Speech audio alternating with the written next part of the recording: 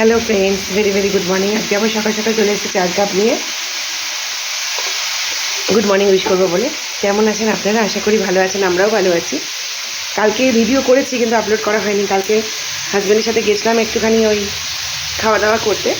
তো হাজব্যান্ডের যেহেতু অপারেশন হচ্ছে, ও তো ঠিক করে বসতে পারছে না, মানে ওর এখনও শুকোয়নি, অসুবিধা হচ্ছে। তাও নিয়ে গেছিলো আমাকে, যেহেতু কালকে 14 ফেব্রুয়ারি ছিল। তো সেটা আপনাদের আজকে ভিডিওটা শেয়ার করব। তো এদিকে অলরেডি বসিয়ে দিয়েছি ভাত।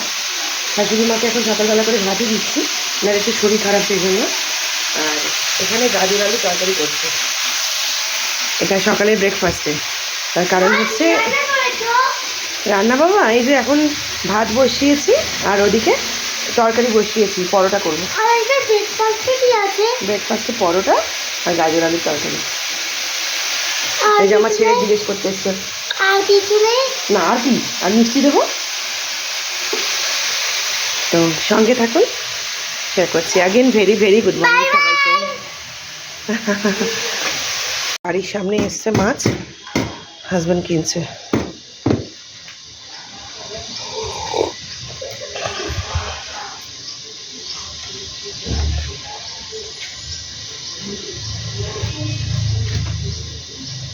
গামলা দেবো তো কচিদা? আঁচটা ভালো করে ছাড়িয়েছ? প্লিজ ছাড়িয়ে দাও, নাহলে আমার খুব কষ্ট হয়।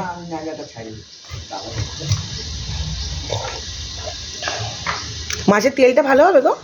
না, এই তেল ভালো। কাতলা মাছের এই দাদা ঠিক আছে, কাতলা মাছের তেল ঠিক আছে। এরকম আমি বাজার করি। একদিন কাতলা মাছ নিয়ে এসে দিও না গো কচিদা। আচ্ছা আচ্ছা, দেবো কালকে। এখন তো দাদা বাজার যেতে পারছে না। আচ্ছা আচ্ছা, এখন যা কিনছি ঘরের সামনে থেকেই, কেন আমিও যেতে পারছি না জানো সবসময়। তোমাকে তো অপশন দিচ্ছি কিন্তু তাও যাচ্ছে না। বললাম সকালবেলা দিয়ে চলো, তখন কিনে নিয়ে যাই। আসিও না, তার খাওয়া দাওয়া হবে।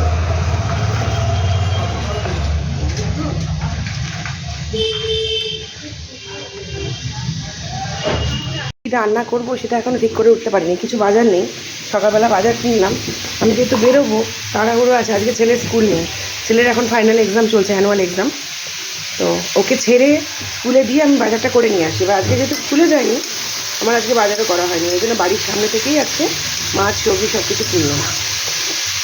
এই যে এখানে নিলাম সবজি, একটু ফুলকপি নিলাম,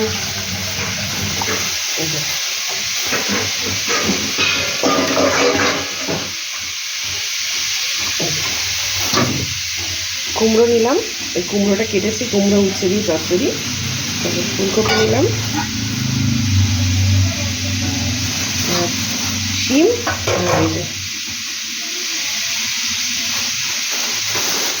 উচ্ছে।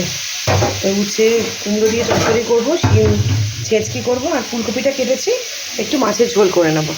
এই আজকে রান্না। তার আগে শাশুড়ি মাকে খেতে দিয়ে দিই। তো সঙ্গে থাকুন, একটু পরে আবার আসছি। এখনও কোনো কাজ হয়নি, তো একটু পরে আসছি।